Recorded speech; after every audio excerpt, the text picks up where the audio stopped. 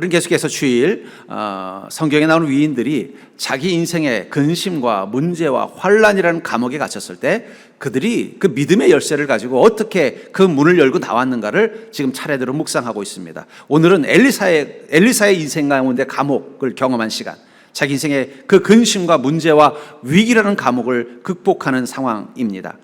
엘리사는 엘리야의 제자로서 엘리야보다 더 많은 성령의 권능과 능력을 가지고 이스라엘 민족을 지키던 선지자였습니다. 엘리야 시절 때는 이스라엘 왕이 우상을 숭배하는 그 문제로 인해서 여러 가지 어려움을 겪었다면은 이제 엘리사 시대 때는 이스라엘 왕이 아니라 바깥의 적들이 모압 왕이라든지 아람 군대라든지 이런 바깥의 적들이 끊임없이 이스라엘을 괴롭히던 시절입니다. 그때 마침 엘리사라는 선지자는 그 당시 이스라엘의 왕을 도와서 외적들로부터 이스라엘 민족을 잘 지켜나가고 있었어요. 특별히 오늘 본문에 보면 이 아람 군대, 아람에 갑자기 군사력이 생겨서 힘이 생겨서 그걸 가지고 끊임없이 이스라엘을 침략을 했는데 그때마다 이 엘리사가 이스라엘 왕에게 지혜를 주고 길을 가르쳐줘서 늘 모든 싸움에서 이스라엘이 승리하는 것입니다. 보다 못한 아람 군대가, 아람 왕이 내가 여러 나라를 침략해봤는데 이스라엘은 이상하게 공격할 때마다 너무 허무하게 패배하더라는 거예요. 아무리 생각해도 이거는 우리 안에 첩자가 있는 게 분명하다. 그래서 이스라엘 왕에게 정보를 흘려서 우리가 미리 갈 때마다 대비하고 있었으니까 이렇게 우리가 맨날 연전연패하는 거지 그게 아니면 이건 불가능하다 하면서 화를 내면서 있었던 거예요. 그랬더니 한 신하가 이렇게 말한 거예요. 아닙니다, 왕이시여. 우리 안에 첩자가 있어서 그런 게 아니라 이스라엘은 엘리사라는 선지자가 있는데 이 엘리사라는 선지자가 아람 왕께서 군대를 몰고 갈 때마다 하나님이 그 음성을 들려주셔서 그 이스라엘 왕에게 준비하도록 명령했기 때문에 우리가 매번 패배한 겁니다. 그렇기 때문에 엘리사만 제거하면 우리는 언제든지 이스라엘을 승리할 수 있습니다. 이렇게 얘기를 한 거예요. 그 말을 듣고 이 아람 왕은 그렇다면은 특수 부대를 소집을 해서 가장 용맹하고 빠르고 싸움을 잘하는 특수 부대를 소집해서 그 엘리사가 어디 있는지 알아보고 그를 반드시 죽여라라는 명령을 내린 것입니다. 마침 엘리사가 도단에 있다는 소식을 듣고 아람 왕은 그 특수 군대, 특공대들을 몰래 침투해서, 왜냐하면 또 군대를 대대적으로 끌고 가면 어떻게 되겠어요? 이스라엘 군대가 또 대비하고 있으니까 몰래 들어가서는 그 도단에 있는 엘리사를 죽이기 위해서 밤새도록 그 성을 둘러싼 것입니다. 아마 도단이 큰 성이 아니라 작은 마을이었기 때문에 이제 둘러싸고 공격만 하면은 이제 언제든지 엘리사를 죽일 수 있는 상황이에요. 그날 아침 그의 사환이라고 표현되는 이 사람, 아마 게하시일 확률이 높습니다. 그냥 사환이 아니라 수행 제자죠. 이 게하시가 일찍 눈을 떠서 바깥을 나가 보니까 아이고, 마을 바깥에, 이 성 바깥에 이 아람의 군대들이 완전히 빽빽 둘러차고 있는 거예요. 그리고 해가 뜨기만 기다리고 있는 거예요. 왜냐하면 어두운데 공격을 잘못하면 엘리사를 놓칠 수도 있으니까 아마 분명히 왕으로부터 명령받기를 전부 다 죽이라고 명령을 받았을 것 같아요. 그리고 해가 뜨기만 하면 군대를 총동원해서 둘러싸고 있는 이 도단에 있는 사람들을 다 죽이고 그 가운데 있는 엘리사도 죽이려고 작심을 하고 이제 준비하고 있는 것을 게하시가 본 거예요. 깜짝 놀란 게하시가 급하게 방으로 들어가서 아유, 스승님 큰일 났습니다. 우리 어떻게 하면 좋습니까? 지금 바깥에 아랍의 군대가 완전히 우리를 진치고 있습니다. 그러니까 그 말을 듣고 엘리사도 가보니까 아니나 다를까 아람의 군대가 어떻게 되고 있어요? 그냥 가득 진치고 있더라는 거예요. 우리도 그럴 때가 있죠. 내 삶의 한가운데서 사방이 나를 힘들게 하는 것들이 막 있을 때가 있잖아요. 직장도 힘든데, 몸도 아픈데, 자식들까지 속썩이면요 못 살겠는 거예요. 죽고 싶은 생각 딱 드는 거예요. 또 직장도 힘들고 자식들도 잘 안 되고 몸도 힘든데 교회만 오면 또 나를 힘들게 하는 성도가 있으면요, 이건 지옥이에요, 지옥. 우리 그럴 때가 있다는 거예요. 사방이 다 내 적같이 느껴지는 때, 그 속에서 내가 이걸 풀고 나갈 능력이 없는 너무 힘들고 지치는 시간들을 경험할 때가 있다는 거예요. 근데 그때 우리 안에 하나님이 주신 가장 큰 선물이 있습니다. 저는 그것을 믿음이라고 생각해요. 어떤 분들은 믿음을 구원의 능력, 어떤 분은 믿음을 우리의 가장 최고의 정신적인 힘 이렇게 말하지만 저는 믿음을 하나님이 주신 선물이라고 믿습니다. 절대 믿음은 하나님이 주신 선물이다. 예. 저희 어머님이 저희 아내가 결혼할 때 선물을 하나 주셨어요. 뭐 저희 집 사정으로는 그렇게 넉넉하지 않은데 다이아몬드를 갖다가 반지에 좋은 다이아몬드를 사서 반지로 딱 사주신 거예요. 결혼 반지로. 그러면서 그걸 저희 아내한테 주면서 뭐라 그랬냐, 결혼 생활하다가 힘들면 이걸 써라. 그래서 IMF 때 썼어요.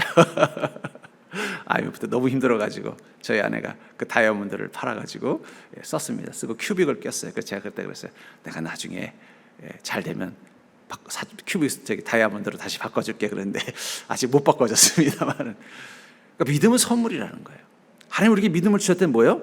너의 인생 가운데 가장 힘들고 어려운 시간, 사방이 우겨쌈과 같은 절망적인 시간 한 가운데 그 믿음은 능력이 될 것이라는 거예요.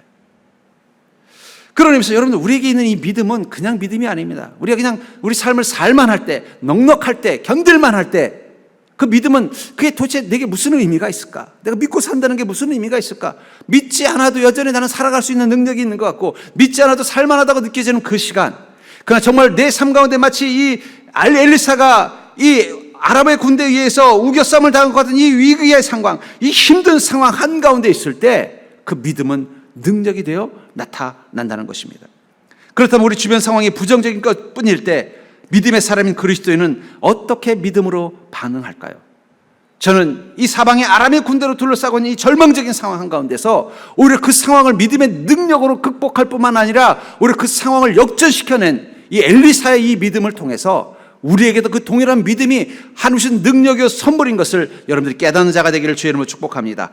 먼저 우리가 우리 인생을 살아갈 때 꼭 기억해야 되는 게 있습니다. 그것은 바로 믿음의 눈에만 보이는 것이 있다는 거예요. 절 따라 해볼까요? 우리의 인생 가운데는 믿음의 눈에만 보이는 것이 있다.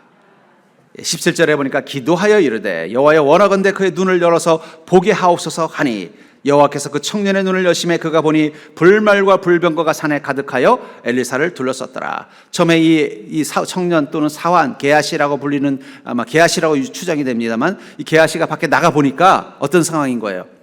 아람의 군대, 엘리사를 죽이려고 온 특공대원들이 그 작은 도시 마을 하나를 완전히 둘러싸고는 해만 뜨면 공격할 준비를 하고 있는 게 보인 거예요. 깜짝 놀라서 가서 스승에게 이 사실을 말했더니 스승이 나와서 뭐라 그러는 거예요? 기도하는 거예요. 주님, 우리 이 청년의 눈을 좀 뜨게 해주십시오. 우리 게하시의 눈, 내 제자의 눈을 좀 뜨게 해주십시오. 했더니 그 순간 이 제자의 눈에 무엇이 보이는 거예요?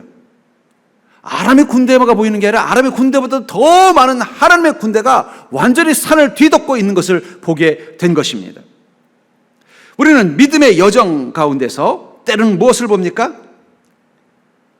험한 그 풍랑한 가운데서 마치 이 사환이 그 열왕기하 6장 15절에 하나님의 사람의 사환이 일찍 일어나 나가서 보니 군사의 말과 병거가 성을 에워쌌는지라 그의 사환이 엘리사에게 말하되 아 내 주여 우리가 어찌하리까 두려움 가운데 있었던 우리 인생 한가운데서 주님께서 어떻게 하신다는 거예요.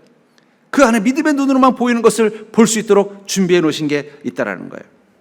우리는 믿음의 여정을 살면서 우리 인생 가운데도 이 게하시처럼 이 엘리사의 제자처럼 인생의 험한 문제와 풍랑 가운데 설 때가 있습니다. 그리고 그 사실을 알면은요, 우리 안에 두려움이 엄습하게 돼 있죠. 요즘 세상 보면 참 흉흉한 소식들이 너무 많잖아요. 그래서 제가 요즘은 뉴스를 잘 안 봅니다. 왜냐하면 어차피 다 알고 있는데 꼭 뉴스를 통해서 꼭 굳이 확인하고 잠자리까지 이거 어떡하나 근심하면서 잘 필요는 없잖아요. 그래서 오히려 이럴 때는 전 뉴스 안 보고요, 그냥 좀 마음 편안하게 할 수 있는 거, 뭐 여행 프로그램 같은 거 이런 거 보면서 괜히 또 맛집은 보면은 또 야식할까봐 맛집은 안 보고 여행 프로그램 보면서 그냥 마음의 쉼을 얻습니다. 우리는 알고 있어요. 세상이 얼마나 지금 위험한 상황인지 알고 있는데 그걸 또 굳이 또 확인을 할 필요가 있을까 싶은 생각이 들었던 거예요. 여러분, 우리는 이 세상을 좀 사실대로 보는 것, 그걸 팩트라 그러잖아요. 근데 이 팩트를 통해서 우리들이 아는 세상은 어떤 곳이에요? 우리를 저 근심되게 하고 이 두렵게 만드는 거예요. 그래서 이 젊은이들 말에 이 팩트 폭력이라는 게 있어요. 팩트 폭력이 뭐냐면 자기가 되게 잘생긴 줄 알고, 제 친구 중에도 그런 친구가 있었는데 자기가 되게 잘생긴 줄 알고 맨날 거울에서 보면 씩 웃고 그러는데 한번 불러가지고 야, 너 그 얼굴 가지고는 결혼 못해. 좀 주제 파악 좀 해. 이러고 싶은데 그 말했다가는 의절할까봐 너무 자기를 멋있게 생각해서 말을 못했어요. 그걸 팩트 폭력이라고 젊은 사람들은 말합니다. 근데 저는 이 팩트에는 폭력성이 있다고 생각해요. 여러분, 우리가 처한 이 현실, 사실을 있는 그대로 민낯을 벗겨보고 나면은요, 우리는 두려워할 수밖에 없다는 거예요. 근심이 떠날 수밖에 없어요. 떠날 수가 없다는 거예요. 여러분, 숲이라는 곳 보면 참 아름답죠? 그러나 숲에 깊이 들어가 보십시오. 숲 속에 벌레도 있죠, 또 뱀도 있죠, 멧돼지도 있죠. 깊이 알면 무서워서 산에 못 가는 거예요. 그냥 겉에 멋있는 모습만 보고 멋있다고 생각하니까 갈 용기가 생기는 것처럼 우리 인생이 얼마나 위험한 것인지 그 팩트의 폭력성을 알게 되면은요, 우리는 그 두려움과 근심으로부터 벗어날 수가 없습니다.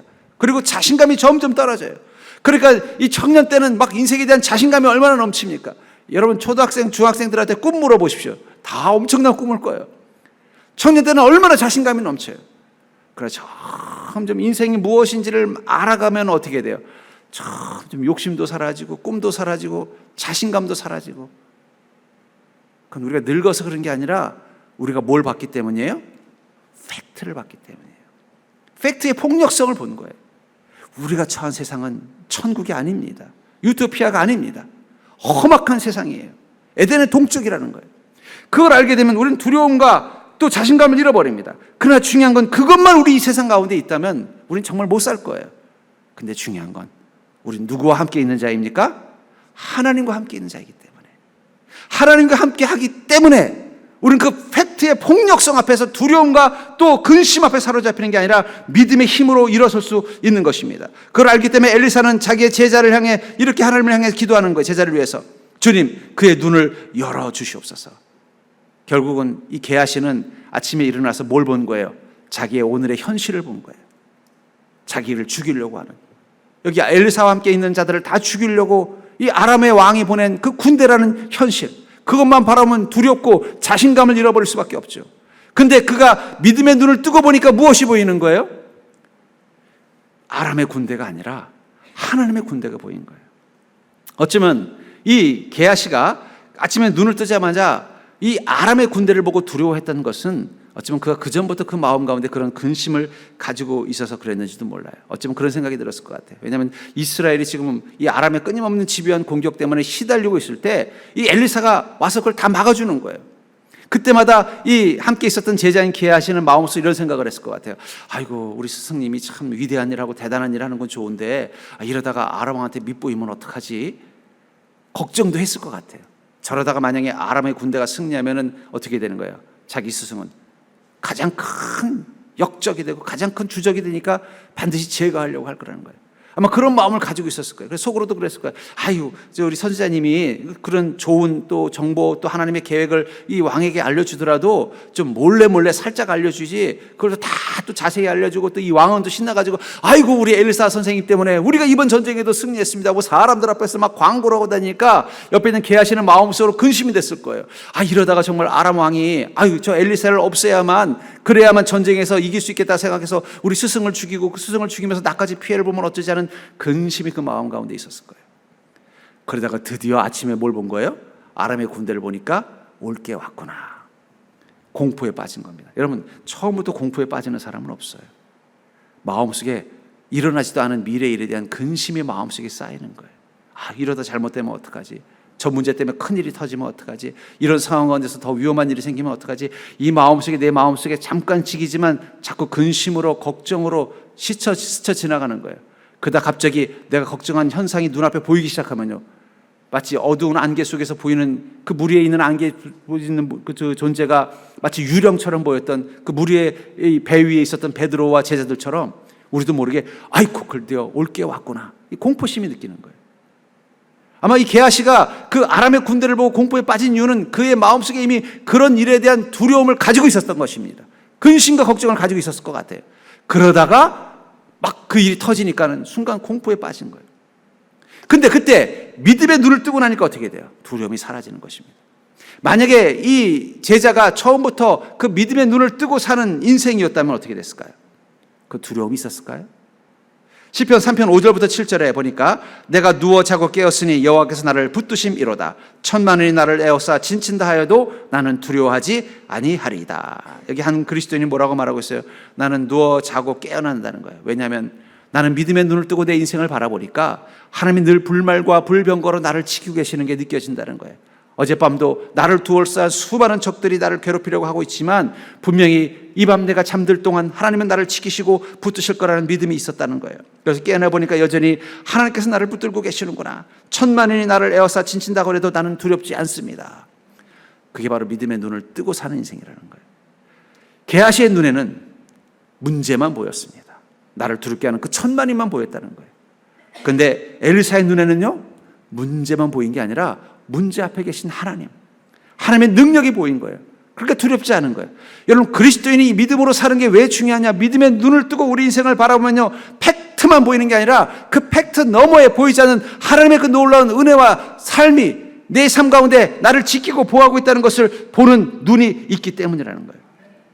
그러니까 여러분들의 인생이 마치 이 게하시의 눈에 보이는 이 아람의 군대처럼 걱정이 되고 두렵고, 심지어는 걱정했던 일이 마치 사실처럼 보이는, 그걸 이제 확증 편향이라고 말합니다만, 이런 일이 일어날 줄 알았더니 정말 일어났네 하는 그런 것처럼 보이는 현상이 있을지라도, 여러분들 그럴수록 더욱더 믿음의 눈을 뜨고 보도록 주님께 기도한다면, 주여 원하건대 저의 눈을 열어서 보게 하옵소서. 엘리사처럼 그렇게 기도하는 마음 가지고 우리 인생을 바라보면은 그 문제보다 더 크신 하나님의 계획, 문제보다 더 크신 하나님의 능력이 불말과 불병거처럼 우리를 지키고 보호하심을 보는 자가 될 수 있기를 주의 이름으로 축복합니다. 그러니까 여러분들, 우리가 두려워하는 이유는 그 문제가 있기 때문이겠죠. 근데 그 문제는 중요한 건 늘 있었어요. 다만 우리가 그 두려움을 이길 수 있었던 것은 그 문제 너머에 우리를 지키시고 보호하시는 하나님의 은혜가 더 크다는 것을 보는 믿음이 있었기 때문에 우리는 이겨낼 수 있었던 것입니다. 두 번째로, 주변 상황이 부정적인 것뿐일 때 믿음의 사람인 그리스도인은 어떻게 믿음으로 반응해야 될까요? 그렇기 때문에 믿음의 눈으로 이 세상을 바라보면서 그 속에서 역사하시는 주님의 손이 있음을 보았기 때문에 우리는 그 문제 앞에서 대하는 방법이 다를 수밖에 없다는 거예요. 15절과 16절을 보면은, 하나님의 사람의 사환이 일찍 일어나 나가서 보니 군사와 말과 병거가 성읍을 에워쌌는지라. 그의 사환이 엘리사에게 말하되, 내 주여, 우리가 어찌하리까 하니 대답하되, 두려워하지 말라. 우리와 함께한 자가 그들과 함께한 자보다 많으니라. 아까도 말한 것처럼 이 사환, 이 제자가 나가서 보니까 이 성읍을 에워싼 이 병사와 이 군대, 이 아람의 군대, 이 적들이 너무나 많은 걸 보고 두려워하고 있는데, 그때 엘리사가 뭐라고 말하는 거예요? 두려워하지 말아라. 왜 두려워하지 말라고 말하고 있어요? 우리와 함께한 하나님의 군대가 그들과 함께한 자보다 더 많다라고 말하고 있다는 것입니다. 여러분, 우리가 주님 앞에 섰을 때 주님은 늘 두려워하지 말라고 말씀하십니다. 왜 두려워하지 말라고 말할까요? 우리의 연약함을 하나님은 아시기 때문에. 그래서 성경을 많이 보면 하나님께서 우리를 만나주실 때 앞에 꼭 하는 말이, 내니 두려워하지 말라, 두려워하지 말라. 하나님은 두려워하지 말라는 말을 자주 쓰셔요. 그것은 우리가 얼마나 연약한 존재인지를 알기 때문입니다. 저는 그것을 깨달은 사건이 하나 있었어요. 그 옛날에 영화 초원의 빛이라는 영화가 있습니다. 우리 나이가 있으신 분들은 알지만 우리 젊은 사람들은 잘 모를 거예요. 근데 가끔 이 TV에 또 요즘 다시 방영해 주더라고요. 소위 말하는 현대판 로미오와 줄리엣, 미국판 이 로미오와 줄리엣의 이야기인데, 이 두 젊은 남녀가 서로 사랑에 빠집니다. 근데 문제는 그 양가 부모님이 서로 사이가 안 좋은 원수 집안이에요. 그래서 그 결혼을 끝내 반대해서 결국은 실패로 끝나는 그런 내용인데, 저는 이 영화에서 인상 깊은 게 뭐냐면 이 남자의 아버지예요. 그 남자의 아버지는 이 사업을 잘하는 아주 유능한 능력 있는 아버지였습니다. 그러니까는 자기의 재능과 능력을 가지고서 막 정말 자신감 있게, 보면 아들을 반대할 때도 막 자신감이 있어요. 그분을 막을 수 있는 게 아무것도 없는, 그냥 자신감에다가 그냥 용기에다가 등치도 좋고 그냥 얼굴도 막 이 불독처럼 막 보락보락 해가지고 감히 덤빌 존재가 없는 것처럼. 그리고 자기가 하는 사업도 막 잘 되니까 수많은 사람이 막 투자를 하고 막, 그래서 승승장구하는 사람이에요. 근데 갑자기 미국의 경제 대공황이 온 거예요. 주식이 폭락한 거예요. 그렇게 자신만만하고 당당하고 힘 있어 보였던 이 주인공의, 남자 주인공의 아버지가 그 순간 뉴욕의 한 호텔에서 뛰어내려 자살하는 장면이다. 제가 그걸 보면서 그랬어요. 우리는 강한 줄 알지만 사실은 엄청 약한 존재구나. 그 작은 문제 하나 앞에서 그냥 순식간에 주저앉아 버리더라고요. 물론 작은 문제는 아니겠지만 충분히 자기가 이겨낼 수 있는데, 뭐 그 경제 대공황 가운데서 그래도 어려움 겪었지만 이겨낸 사람들이 있잖아요. IMF 때도 어땠습니까? IMF 겪었지만, 어려움 겪었지만 이겨낸 사람들이 더 많단 말이에요. 근데 대부분 보면은요, 거기서 무너지는 사람들이 어떤 사람들이냐? 자기를 강하다고 생각하는 사람들이 어느 순간 자기가 감당할 수 없는 더 큰 문제 앞에 서면은 쉽게 무너져요. 근데 평소에, 아이고, 나는 좀 자신 없어요. 나는 좀 약해요. 나는 좀 부족해요. 이런 사람들은요, 절대 자살 안 합니다. 왜냐하면 팩트, 나 자신을 잘 알기 때문에. 여러분, 우리가 봐야 되는 팩트는 상황만 있는 게 아닙니다. 세상이 너무 험하고 위험하다는 이 상황 보는 게 아니라 좀 거울을 통해서 나라는 팩트도 좀 보셔야 돼요. 내가 얼마나 연약한 존재인지를 깨달으셔야 된다는 거예요. 그 보면은요, 오히려 자신이 작은 자, 연약한 자, 부족한 자라는 걸 아는 사람들은요, 그런 일이 일어나면요, 절대 극단적인 선택하지 않아요. 근데 오히려 자신만만했던 사람들이 어느 순간 마치 강철이 부러지듯이 어느 순간 자기 힘으로 버틸 수 없는 상황이 오면 갑자기 뚝 부러지는 것처럼 극단적인 선택을 하는 경우들이 너무 많더라고요. 그걸 보면서 제가 깨달은 게 뭐냐면 우리 자신이 얼마나 작은 존재인지 연약한 존재인지를 아는 게 사실은 더 중요한 현실 인식인 것 같아요. 여러분, 우리는 연약한 자예요. 하나님 그걸 알기 때문에 우리를 만날 때마다 뭐라고 말하는 거예요? 두려워하지 말아라. 걱정하지 말아라. 부모님들이 왜 자식들한테 걱정하지 말라는 말을 많이 해요? 자식들이 얼마나 연약한 존재인지 알기 때문에 그런 거예요. 그러면서 하나님께서는 우리가 그 절망 가운데서 멸망하지 않도록 어떻게 하시는 거예요? 하나님의 특별한 배려를 보여주시는 것입니다. 그게 바로 그 16절에 있는 거예요. 대답하되 두려워하지 말라. 우리와 함께한 자가 그들과 함께한 자보다 많으니라. 그래서 하나님께서는요, 우리가 두려워하는 그 문제보다 더 크신 하나님의 은혜를 가지고 우리를 만나 주신다는 사실을 기억하시기 바랍니다. 그러니까 하나님께서 우리와 함께 하실 때 그냥 혼자 계신 게 아니에요. 하나님이 혼자 계시지 않다는 거예요. 저는 이 서울에 살았기 때문에 가끔씩 이 대통령이 어떤 차를 타고 어디 소위 말하는 국회를 간다든지 어디 일정을 향해 갈 때 교통 정리할 때 선 적이 있었어요. 그때 보면은요, 대통령 차 한 대만 가는 게 아니에요. 앞에 수십 대 이 경찰 사이클가 쫙 가고 또 수행하는 또 세단들이 또 쫙 따라가고 그냥 엄청난 인원들이 확 다녀요. 혼자 다니는 걸 본 적이 없어요. 하나님께서 우리를 만나러 오실 때 혼자 오실까요? 반드시 누구랑 같이 올까요? 하나님의 불말과 불병거와 같이 온다는 거예요. 그렇기 때문에 여러분, 우리가 인생의 문제 앞에서 두려워하다가도 믿음의 눈을 뜨고 바라보면 무엇이 보이는 거예요? 나와 함께 계신 그 하나님, 그 하나님과 함께하는 나를 지키기 위해서 그들보다 우리와 함께한 자가 더 많다고 한 것처럼 우리를 지키시는 주님의 은혜가 더 큰 것을 보는 그 순간 우리의 두려움이 사라지는 것입니다. 그래서 이사야서 41장 10절에 보니까 두려워하지 말라. 내가 너와 함께함이라. 놀라지 말라. 나는 내 하나님이 됨이라. 내가 너를 굳세게 하리라. 참으로 너를 도와주리라. 참으로 나의 의로운 오른손으로 너를 붙들리라. 하나님께서 우리를 향해 뭐라고 말씀하시는 거예요? 두려워하지 마라. 너의 인생의 문제 보고 두려워하지 말아라. 내가 너와 함께 있는 나를 봐라. 그러니까 여러분들 믿음의 눈을 뜨고 여러분들의 상황을 보십시오. 어떠한 아람의 군대와 같은 문제가 있을지라도 그곳에 나와 함께 계신 하나님을 보는 순간 우린 깨닫는 거예요. 내 문제보다 더 크신 하나님의 은혜가 이미 나와 함께 있는 것을 보게 되는 것입니다. 엘리사를 통해서 그 도단이라는 이 작은 도시를 바라보았을 때 그 둘러싸고 있는 그 아람의 군대보다 그 산을 가득 메우고 있는 하나님의 불말과 불병거를 보고 게하시의 마음 가운데 평안이 온 것처럼 우리도 믿음의 눈을 뜨고 우리 인생을 바라보면 그 순간 하나님이 나와 함께하는 것을 보게 된다는 거예요. 또 내가 너를 굳세게 하리라. 그 하나님은 어떻게 하시는 거예요? 우리 마음에 힘을 주시고 평안을 주시는 거예요. 두려움과 싸워 이기게 해주시는 것입니다. 내가 너를 도와주리라. 참으로 나의 의로운 오른손으로 너를 붙들리라. 이사야서 41장 10절 이 말씀을 꼭 기억하시고 여러분들 눈앞에 아람의 군대가 보일 때 걱정되는 일, 문제가 되는 일, 야 이거 잘못되면 큰일 나는데 게하시의 이 연약한 마음과 같은 마음이 내 마음 가운데 들어올 때 이 말씀을 붙잡는 믿음의 눈이 있기를 주의 이름으로 축복합니다. 그래서 우리는 힘들 때일수록 믿음의 눈 뜨고 살아야 된다는 거예요. 정신 바짝 차리고 아침에 눈 뜰 때 여러분들 육신의 눈만 뜨고 인생 바라보면요 해결해야 될 일들, 골칫거리 문제들, 세상의 흉흉한 모습만 보일 것입니다.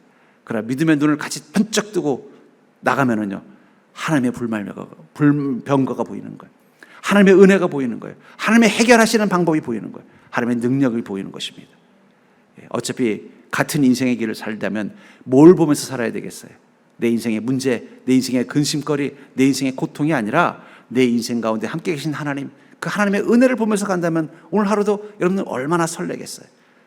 다시 한번 제가 팩트 폭력을 날린다면 또 내일 아침에 일어나면 여러분들은 또 한 주간 해결해야 될 인생의 골칫거리가 기다리고 있을 것입니다. 그건 사라지지 않을 거예요. 그러나 중요한 건 그것만 있다면 우린 참 불행한 인생이겠지만 우린 그 속에서 무엇을 보는 거예요? 온 산을 뒤덮은 하나님의 불말과 불병거를 보기 때문에 어떻게 되는 거예요? 당당하게 두려움 없이 나갈 수 있는 것입니다. 저는 여러분들이 그런 삶을 사는 자가 되기를 주의 이름으로 축복합니다. 그래서 여러분들이 먼저 해야 되는 게 무엇이냐? 온전한 믿음으로 먼저 해야 되는 건 생각을 좀 비우세요. 자꾸 근심, 아까도 말한 것처럼 이 게하시가 그 아람의 군대를 보고 겁에 질렸던 이유는 전부터 걱정했던 일이 터졌기 때문에, 이렇게 하다가 아람 왕이 이 엘리사 때문에 이스라엘이 견고하다는 걸 알고 이 우리 엘리사 스승을 해치려고 하면 어떡하지? 이런 걱정을 마음속에 계속 품고 있었는데 현실이 된 거 아니에요. 머릿속에 생각을 좀 비우십시오. 걱정, 근심, 두려움, 문제, 어차피 비워도 또 생기고 비워도 또 생기게 돼 있어요. 그걸 자꾸 안고 살지 마십시오. 어쩌면 주님께서 수고하고 무거운 짐진 자들아 다 내게로 오라 할 때 이 수고하고 무거운 짐은 어쩌면 여러분들의 마음속에 있는 것인지도 몰라요. 날마다 근심에서 벗어나지 못하고 두려움에서 벗어나지 못하고 걱정에서 벗어나지 못하는 그 생각의 짐부터 먼저 내어놓으십시오. 그러려면 어떻게 될까요? 나와 함께 계신 주님께 집중하는 믿음이 된다는 거예요. 애써 자꾸 내 마음의 연약한 눈은 인생의 문제를 보려고 할 때 내 믿음의 눈으로 애써 십자가를 보려고 노력하십시오. 주님을 생각하려고 노력하십시오. 주님의 음성, 이사야서 4장 10절을 마음속으로 외우면서 그것을 마음속에 품으려고 노력하십시오.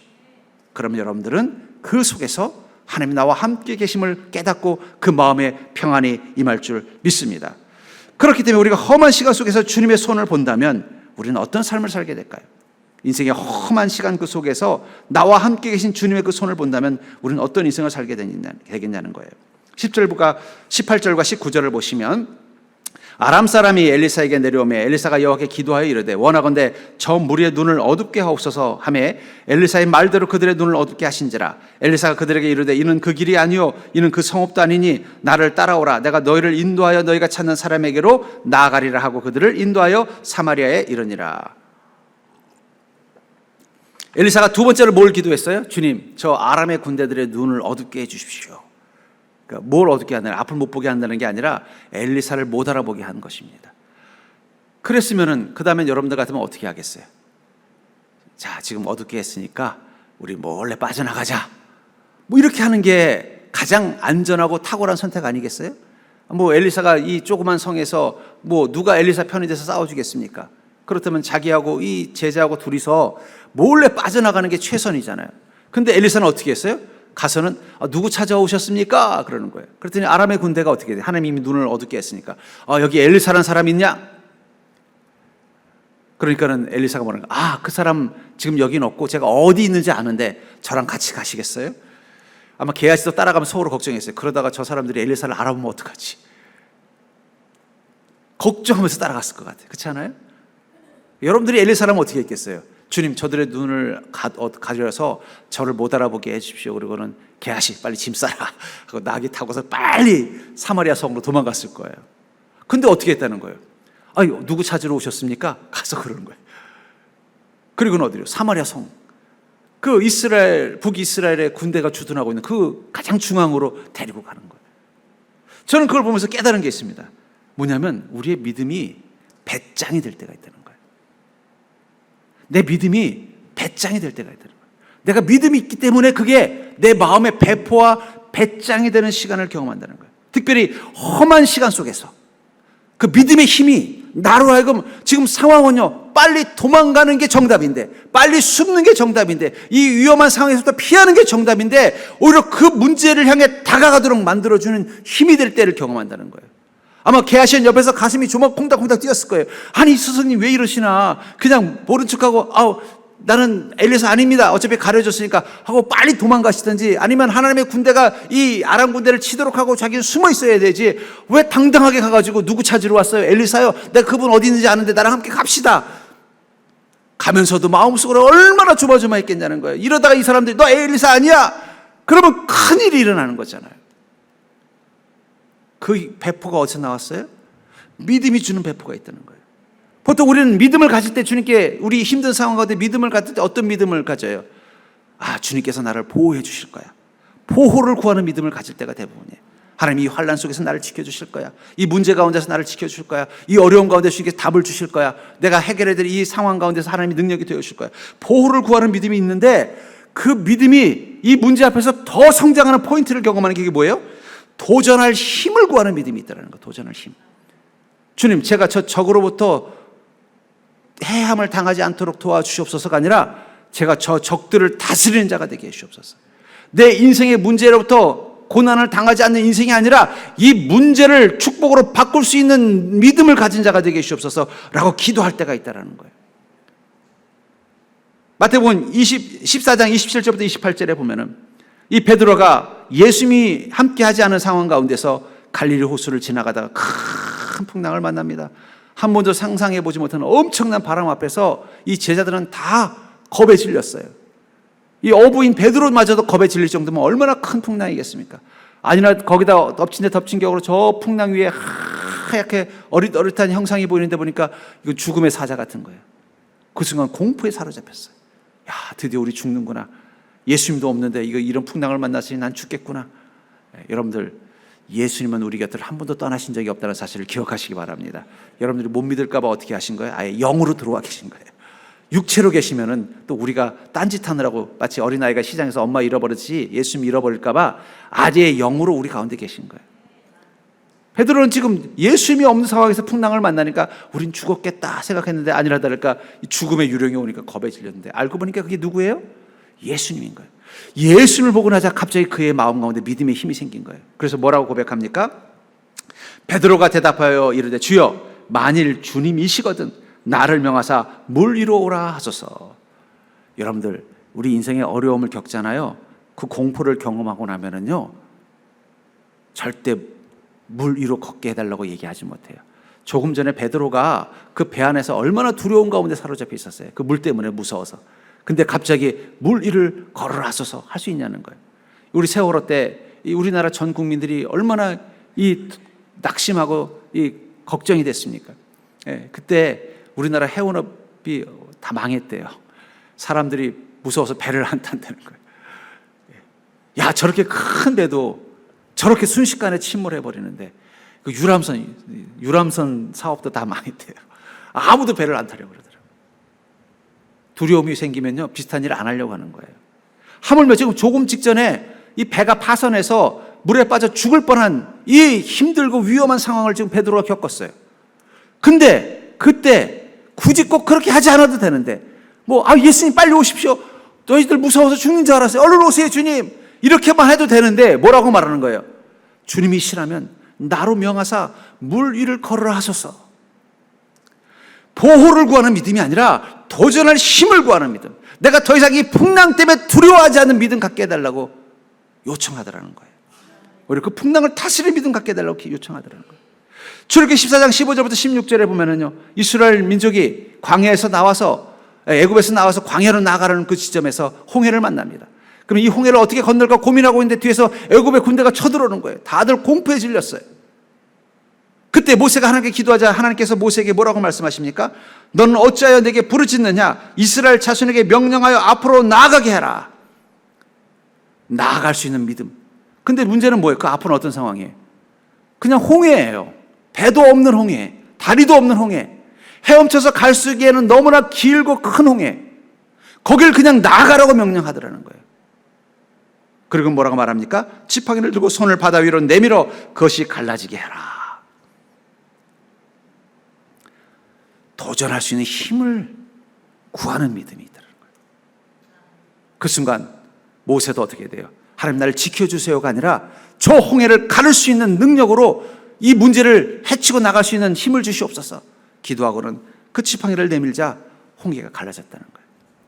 여러분들, 우리에게 하나님께서 믿음이라는 지팡이를 주셨습니다. 그 지팡이는 마치 목자의 지팡이처럼 때로는 나를 헤아리는 들짐승으로부터 나를 지키는 것도 있지만 그 지팡이는 적과 싸워서 승리하는 무기도 될 수 있는 거예요. 근데 우리는 인생에 문제만 있으면 어떻게 돼요? 주님, 나를 지켜주시는 줄 믿습니다. 나를 보호해 주시는 줄 믿습니다. 맞아요. 하나님 지켜주실 거예요. 근데 만약에 한번 가정을 해볼게요.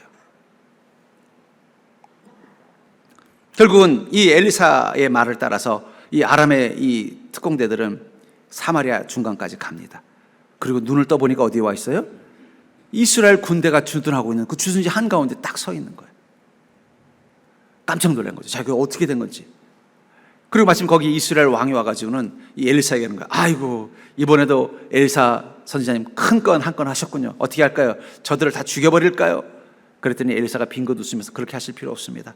밤새도록 오느라고 고생했는데 좀 쉬게 해주고 먹을 음식도 주고 그리고 옷도 새 옷으로 갈아입혀서 돌려보내십시오. 그리고 돌려보냈어요.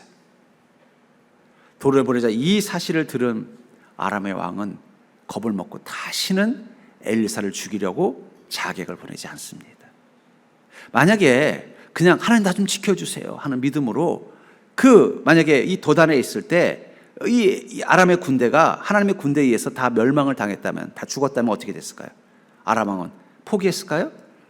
더 강력한 특공대원들을, 더 강력한 무기를 가지고 더 치밀하게 엘리사를 죽이려고 새로운 자객들을 계속 보냈을 거예요. 근데 그 속에서 엘리사가 어떻게 한 거예요? 두려워하는 게 아니라 오히려 그들을 끌고 가서 어떻게 해요? 이 사마리아 군대, 이스라엘 군대 앞에서 완전히 꼼짝 못하게 만들었을 뿐만 아니라 그들을 죽이지도 않고 어떻게 한 거예요? 다 깨끗하게 먹을 거 먹여서 보내놓으니까 아람 왕이 기가 질린 거예요. 야, 저 엘리사는 내가 함부로 건들 수 없는 배포를 가지고 있구나. 우리는 인생에 어려움 생기면요, 자꾸 용기를 잃어버려요. 자꾸 내가 안전해지기만 바라요. 이 위기 가운데서 피할 수만 있으면 그걸로 주님의 은혜라고 생각한다는 거예요. 근데 주님은요, 물론 그렇게도 은혜를 베풀어 주지만 기대하고 있어요. 우리가 물 위로 걸어오기를, 우리가 홍해를 향하여 지팡이를 내밀기를, 야곱처럼 그 믿음의 물맷돌을 골리앗을 향해 던질 수 있기를 기대하고 있다는 거예요. 근데 중요한 건 그 도전할 수 있는 용기 있는 믿음을 가지고 나아갈 때 어떤 일이 일어나는 거예요? 강력한 하나님의 은혜가 내 삶을 축복으로 바꾸는 것을 경험하게 되는 것입니다. 여러분 안에는 그 믿음이 있어요. 하나님께서는 그 믿음을 우리가 좀 멋지게 쓰기를 원하고 계십니다. 가끔씩 인생에 문제 있을 때마다 하나님 도와주세요 해서 그냥 간신히 내 인생을 보호하는 그런 갑옷과 같은 정도로서 그 믿음을 쓰기를 원하는 게 아니라, 그 남들은 정말 힘들다고 생각하는 그 시간, 남들은 정말 위험하다고 생각하는 그 시간, 남들은 정말 이 상황은 내가 견딜 수 없다는 그 시간을 오히려 축복의 기회로 바꿀 수 있는 그 능력을, 그 믿음 가운데서 여러분들이 경험하기를 원하고 있다는 거예요. 다윗처럼 나는 만군의 하나님 여호와 이름으로 너에게 나간다 하면서 골리앗을 쓰러뜨리기 위해서 달려가는 그 믿음, 어쩌면 지금이야말로 우리 안에 있는 이 믿음이라는 물맷돌을 그것을 위해서 한번 써봅시다.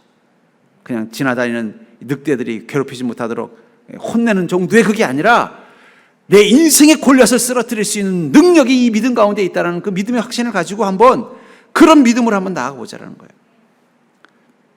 낙심이라는 말, 이것은 한자어로 떨어진 마음이라는 뜻이에요.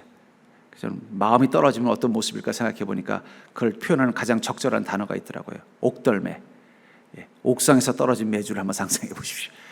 그건 아주 형편없는 것입니다. 여러분, 낙심은 그런 거예요. 나를 지켜주는 마음의 그 못들이 낙심이 되면 아주 쓸모없는 것이 되는 거예요. 근데 그때 우리에게 필요한 게 뭐예요? 믿음의 눈을 크게 뜨면 그 낙심은 사라질 것입니다. 낙심이 사라진 자리에 어떤 마음이 생겨요? 믿음의 용기와 배포가 생기는 거예요.